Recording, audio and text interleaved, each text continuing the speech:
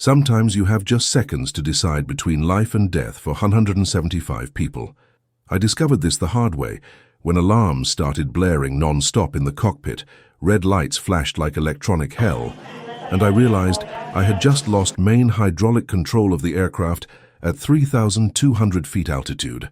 What happened in the next 47 minutes would forever change not only my perspective on what it means to be a pilot, but on what it means to be truly alive. My name is Charlie, and after 23 years flying commercially, more than 18,000 accumulated flight hours, hundreds of landings in adverse conditions, dozens of minor emergency situations, I never imagined I would face a situation like that grey Tuesday morning, March 15th. It was a routine domestic flight, departing at 7:15 a.m. from one of the country's busiest airports, bound for an industrial city 2 hours away. The Boeing 737-800, tail number removed for privacy reasons, was completely packed. 175 passengers distributed across its 189 available seats, many of them executives heading to strategic business meetings, entire families returning from extended coastal vacations, some adventurous tourists departing to explore the inland mountains, and even a group of college students on a graduation trip. The crew was exceptionally experienced, something that would prove crucial in the hours that followed. Me as captain, with my 23 years of commercial aviation, my first officer Eddie Martinez, with his solid 15 years of experience and aeronautical engineering background, Sandra Oliver, as head flight attendant with 19 years of career and medical emergency certification, plus 3 junior but highly trained flight attendants, Marina, Rodrigo, and Julie. During the pre-flight briefing we conducted at 6:30, everything seemed absolutely normal and routine. The weather was partly cloudy but stable, forecast for smooth flight with favorable winds, and the aircraft had passed all scheduled maintenance checks just 48 hours before, with no pending items or reported problems. During the external inspection I performed personally, a practice I've maintained religiously for more than 2 decades, I observed every detail of the fuselage, the CFM56-7B engines, the landing gear, the control surfaces. Everything impeccable. The aircraft was only 4 years old, still practically new by commercial aviation standards. Fuel levels were perfect for the planned route with adequate reserves. Electronic systems responded normally during pre-flight tests, and even passengers boarded more organized than usual for a morning flight. The takeoff was absolutely flawless, almost poetic in its technical perfection. The 16.8 tons of Jet A1 fuel in the tanks, the CFM56 engines generating their 4,500 pounds of thrust, each running with perfect parameters, and that familiar and always thrilling sensation of leaving the ground behind, conquering gravity with elegance and precision. Passengers were already visibly relaxing in their seats, some executives starting to work on their laptops even before the seatbelt signal was released, others enjoying the aromatic breakfast served by the impeccably uniformed crew, children pressing faces against windows to watch the city shrinking below.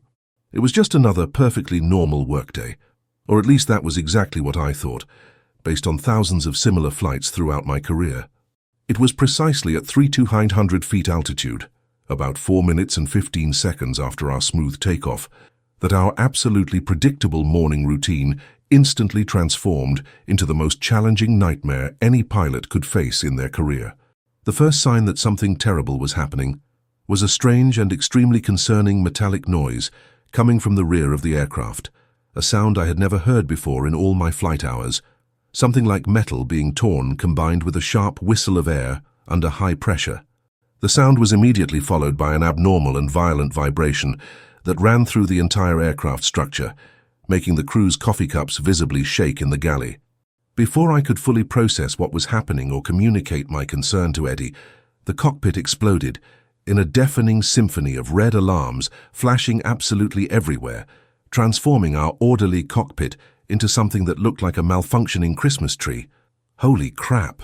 Hydraulic System A with total critical failure, Eddie shouted, his voice cutting through the cacophonic chaos of the multiple alarms. His experienced eyes raced across the instruments with the speed of an electronic scanner, checking each critical parameter in sequence.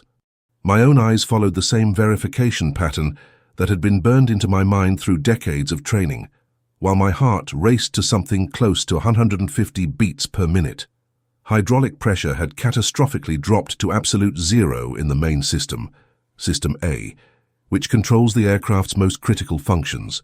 This meant we had instantly lost normal control of flaps, rudder, landing gear, main brake system, and most terrifyingly critical, essential hydraulic assistance in primary flight controls. Tower, emergency, emergency.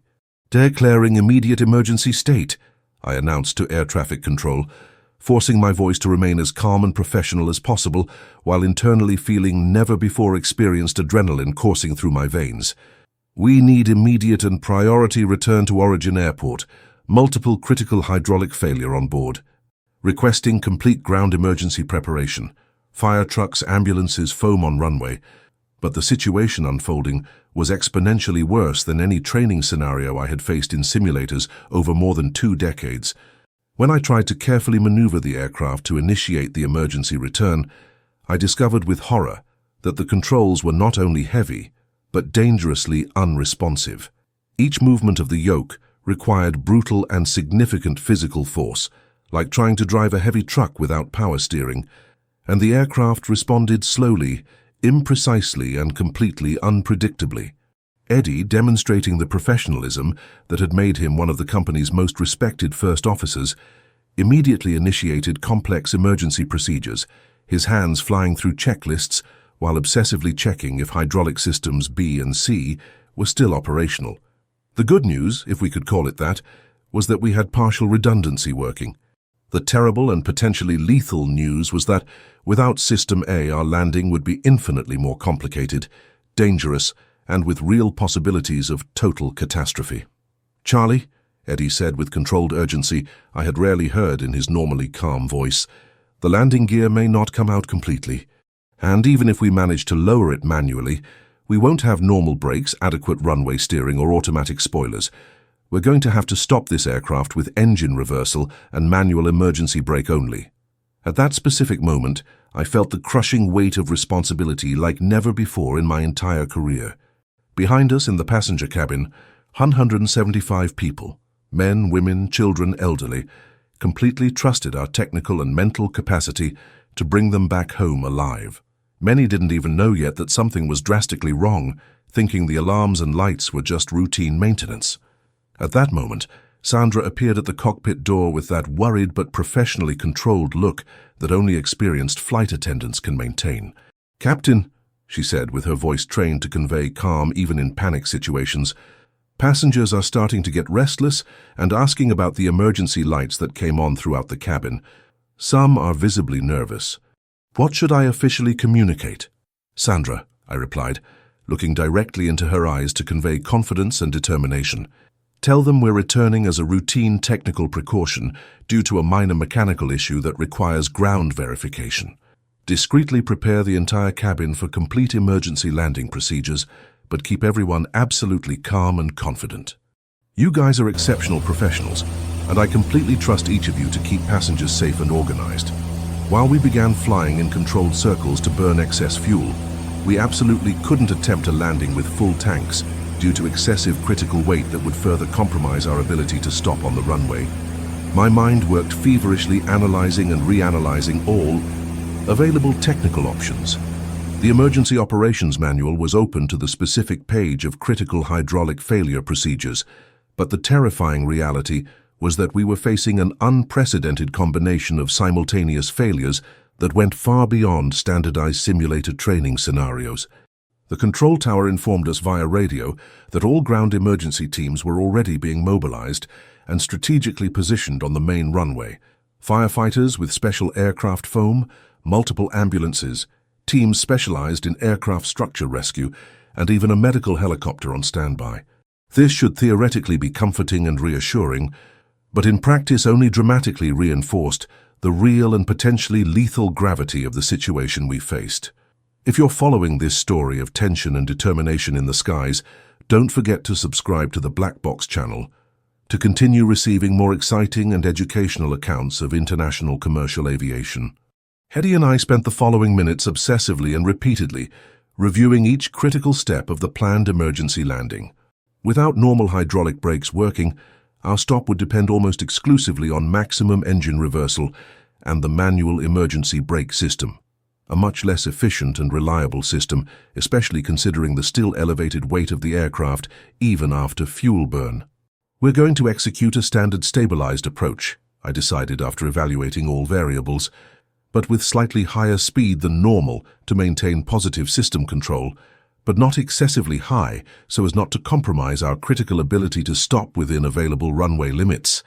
During the long and tense 35 minutes burning fuel in controlled circles, I maintained constant and reassuring communication with passengers through the cabin sound system. I calmly explained that we had a minor technical issue requiring verification and that, as standard commercial aviation precaution, we would return to the origin airport with preventive emergency procedures. I politely asked everyone to rigorously follow all cabin crew instructions and mentally prepare to adopt the emergency position when requested. The tension in the cockpit was almost palpable, thick as fog, but remained professional and focused. Eddie obsessively monitored every flight parameter, constantly recalculated optimized approach speeds, and continuously coordinated our situation with air traffic control that had completely isolated our airspace. I intensely focused on keeping the aircraft stable despite the heavy controls and mentally developing the safest possible landing plan with the drastically limited resources we still had available. At 28 minutes of emergency flight, we received news that froze our blood. The weather service reported that crosswinds of 15 knots with gusts up to 22 knots were rapidly developing in the direction of the main runway. With our compromised controls, this would transform our challenging landing into something close to impossible. "Tower," I transmitted. "We need alternative runway with more favorable wind. Our drift correction capability is severely compromised." "Negative, Captain. Runway 09 is the only one available with adequate length for your emergency situation. Shorter runways don't offer sufficient safety margin." Eddie and I looked at each other. We would have to land with significant crosswind, heavy controls, limited brakes in a heavy aircraft. The odds weren't in our favor. When the inevitable time finally came to initiate final approach, I felt an intense and contradictory mixture of absolute determination and controlled anxiety that I had never experienced in my entire career. This wasn't just another routine landing. It was the definitive and possibly final test of absolutely everything I had learned, practiced, and internalized in more than 2 decades flying commercial aircraft. "Final for runway 09, declaring critical emergency again," I announced to air traffic control with firm voice, initiating the most technically challenging and psychologically intense descent of my entire career as a commercial pilot. At 1,500 feet altitude came the critical moment to try lowering the landing gear using emergency systems. Eddie activated the primary lever, but the indicator remained intermittent and concerning. We couldn't visually confirm if the 3 main legs were completely down and mechanically locked to support landing impact. "Damn it," Eddie muttered, something completely out of character for his normally impeccable behavior. "Charlie, I'm going to have to use the manual emergency system. It's going to take time and physical strength." Eddie began vigorously operating the emergency manual hydraulic pump, an exhausting physical exercise requiring significant strength. After long and agonizing 45 seconds of intense manual pumping, we finally got the 3 green lights indicating gear down and locked, at least theoretically. "Gear down and locked, positive visual confirmation," Eddie confirmed after checking through side windows. But we both knew with absolute certainty that our technical problems were just beginning to manifest. The final approach was literally a brutal exercise of extreme physical force and surgical precision simultaneously. Each small trajectory correction required significant physical effort and perfect coordination between my arms and legs, and the aircraft responded with concerning delay and imprecise movements that constantly tested my anticipation capacity. My arms already ached intensely from constant and repetitive effort on the yoke. Small drops of cold sweat ran uncontrollably down my face, and I could feel my uniform shirt sticking to my back from nervous perspiration. 1,000 feet, speed 178 knots, stable trajectory but with wind drift, Eddie announced methodically, his professional voice masking the tension I knew he felt. Crosswind confirmed 18 knots with gusts. 800 feet, 600 feet. Drift correction applied, I responded, physically fighting the controls to keep our approach within minimum safety parameters. The crosswind was consistently pushing our aircraft to the left of the runway centerline. 500 feet. Eddie continued his countdown methodically. Speed 172 knots, stable but high trajectory. We need to descend more rapidly. 400 feet, 300 feet, 200 feet. The runway grew rapidly and dramatically in our front vision. I could clearly see fire trucks strategically positioned along the runway, their red and blue lights flashing like colored sentinels, awaiting our potentially catastrophic arrival. I could even distinguish silhouettes of firefighters in their special silver suits for aircraft emergency situations. 150 feet, 100 feet, 50 feet. My heart beat so violently, I could hear it above the constant roar of engines. My hands were imperceptibly trembling, but I maintained total movement control. Flare, now! But at the last critical moment, a 25-knot side gust hit our aircraft like an invisible punch, violently pushing us out of the runway centerline. I needed to apply maximum force on controls to correct our drift, a movement that would normally be smooth, but now required all my physical and mental effort. The touchdown was substantially firmer and more impactful than anything I would consider ideal under normal circumstances, but we managed to make controlled ground contact. The main wheels made violent contact with runway concrete, with a solid and resonant impact that vibrated through the entire aircraft structure. Immediately, I engaged maximum simultaneous reversal of both engines, while Eddie applied maximum pressure on the manual emergency brake pedal. Maximum reversal engaged. Emergency brakes applied.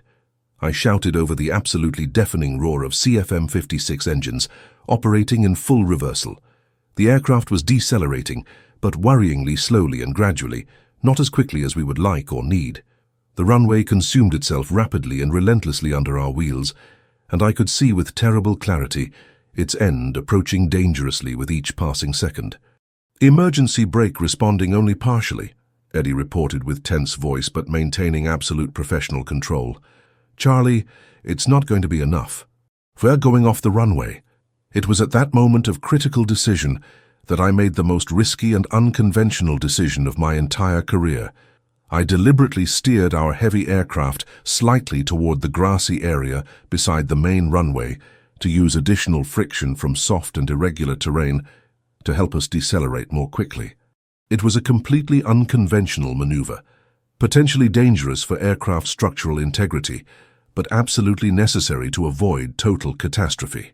The aircraft vibrated violently and dramatically as it left the smooth and uniform runway asphalt, bouncing and shaking like we were driving a heavy truck on a bumpy dirt road, but continued decelerating perceptibly and encouragingly.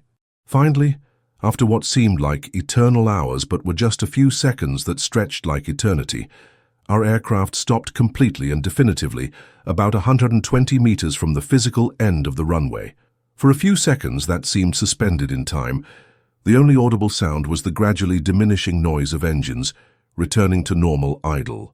The silence that immediately followed our complete stop was absolutely deafening and surreal.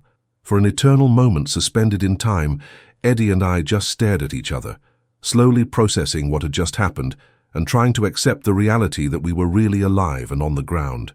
Our hands still trembled involuntarily from adrenaline, our hearts beat like uncontrolled drums, and I could see the reflection of my own shock and relief in Eddie's eyes.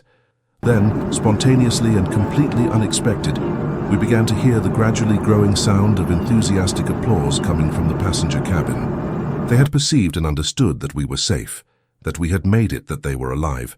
The sound of applause transformed into ovation, then into cries of relief and celebration, and finally into a standing ovation that could be clearly heard through the cockpit door. "Ladies and gentlemen," I announced over the cabin sound system, my voice trembling and emotional for the first time in the entire emergency event, "welcome back to American soil. I sincerely apologize for the scare you went through, but thanks to the exceptional professionalism of our entire crew and the exemplary patience and cooperation of all of you, every person on board is completely safe and unharmed." Sandra immediately coordinated a preventive evacuation ordered and methodically organized through emergency stairs that were already being positioned by ground teams. Each passenger who carefully descended the metal stairs represented a preserved human life, a family that would remain united and complete, dreams and aspirations that would continue being pursued, relationships that would continue flourishing. When I saw the last passenger, a little girl about 8 years old firmly holding her mother's hand, stepping on firm and safe ground, I finally allowed all repressed emotion to take complete control of my feelings. Sandra approached me while I was still in the cockpit, methodically performing post-landing checks and shutting down still active systems. "Captain Charlie," she said with visible tears running down her normally composed face, "thank you so much for bringing us all back home. You saved 175 lives today." But the deep and honest truth is that it wasn't exclusively my individual heroic work. It was the direct result of an entire team of professionals functioning like a perfectly coordinated machine under extreme psychological and physical pressure. Eddie had been absolutely perfect in every mathematical calculation, every checklist verification, every radio communication, every technical decision. The flight attendants kept all passengers calm, informed and adequately prepared for the emergency. Air traffic control gave us absolute priority and perfectly coordinated all aspects of our emergency situation.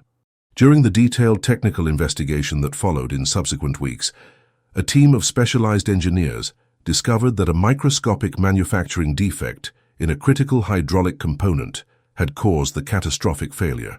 It was something completely unpredictable, statistically unlikely, and that could have happened to any experienced pilot on any routine flight at any time. But this discovery made me reflect deeply on the crucial importance of always being completely prepared technically and psychologically to face the absolutely unexpected and unpredictable. In the days and weeks that followed the incident, I received literally hundreds of moving messages from passengers and their extended families. A 67-year-old lady named Mary wrote a handwritten letter. "Captain Charlie, thank you from the bottom of my heart for allowing me to see my 4 grandchildren grow up and become adults. You gave me back my life and my future." A 45-year-old businessman named Robert sent an extensive email. "Your exemplary calm and exceptional professionalism saved not only my physical life, but my marriage. I was returning home precisely to reconcile with my wife after a painful separation." A 22-year-old college student, Fernanda, wrote, "Captain, I was flying to a job interview of my dreams. Thanks to you, I managed to get there and was hired. My career began because of your competence. A retired couple, Joe and Carmen, personally sought me out at the airport weeks later to say, 'We were flying to meet our first great-grandchild. Because of you, we were able to hold him in our arms.' Each message, each phone call, each casual encounter constantly reminded me of the real and tangible weight of responsibility we carry as commercial pilots. We don't simply transport anonymous people from one geographic point to another. We carry delicate dreams, precious hopes, long-awaited family reunions, unique business opportunities, relationships being built or carefully repaired, and unique and irreplaceable moments of human life." The airline, recognizing the potential psychological trauma of the experience, generously offered me a few weeks of paid leave to fully recover from post-traumatic stress, but I instinctively knew I needed to return to flying quickly. Fear and insecurity couldn't create deep roots in my mind or heart. 3 weeks after the incident, I was back in the cockpit, more experienced, more humble, and with an even deeper and more reverent appreciation for the daily miracle that is modern commercial aviation. This transformative experience profoundly and permanently changed my perspective on flying and on life in general. Before the incident, I saw each flight as a routine technical operation, a well-paid job I executed with professional competence. Now I see each takeoff as the sacred beginning of a journey, where I am temporarily responsible for protecting and ensuring the safety of the most precious lives that exist. Lives that were entrusted to me by people who don't even know me personally, but who place absolute faith in my competence and dedication. If this story of human triumph, exceptional teamwork and professional determination touched you deeply, consider subscribing to the Black Box channel to discover many more inspiring and educational accounts of worldwide commercial aviation. Eddie and I still fly together regularly, and whenever that happens, there's a silent look of mutual understanding and deep respect between us. We went through something together that fundamentally changed who we are as professional pilots and as human beings. We learned in practice that true heroism isn't about not having fear or insecurity. It's about doing exactly what needs to be done, despite fear, uncertainty, and crushing pressure.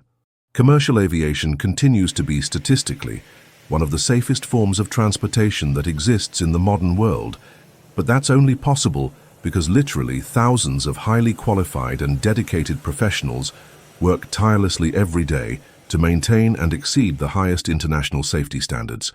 Specialized mechanics who meticulously check every bolt and component, air traffic controllers who simultaneously coordinate thousands of daily flights, flight attendants who train exhaustively for emergencies they sincerely hope never to face, and pilots who constantly and rigorously prepare for extreme situations that statistically may never happen in their careers. That singular flight definitively taught me that true heroism in commercial aviation isn't in grandiose cinematic gestures or spectacular action movie maneuvers. It's in meticulous and constant preparation, in impeccable teamwork under pressure, in professional calm maintained under extreme stress, and in unwavering determination to bring absolutely everyone back home safe and unharmed, no matter what technical or psychological challenges unexpectedly arise along the way. Today, whenever I observe families emotionally embracing at the departure gate, whenever I see a businessman determinedly running to a crucial meeting, whenever I observe an elderly couple carefully boarding to visit children and grandchildren living in distant cities, I instantly remember that transformative day. I remember that our work goes far beyond simply operating a sophisticated flying machine. We are temporary, but crucial guardians of the most important, precious, and meaningful moments of people's lives. And that immense responsibility, far from being a heavy and crushing burden, is actually the greatest professional and personal privilege a pilot can have in life. Sometimes I wonder philosophically, how many lives can we genuinely touch and transform in a single profession? On that unforgettable day, I discovered that 175 people can be profoundly affected by just 47 minutes of technically correct and humanly compassionate decisions. And have you ever stopped to seriously think about how many lives your daily work can impact positively or negatively? Responsibility can be psychologically frightening, but it can also be the transformative force that shapes us into who we can really become. If you deeply enjoyed this true story of courage, determination, and teamwork in the skies, immediately subscribe to the Black Box channel and activate the notification bell so you don't miss any of our upcoming exciting accounts. Sincerely share in the comments, what was the most challenging and transformative situation you've ever faced in your work or personal life?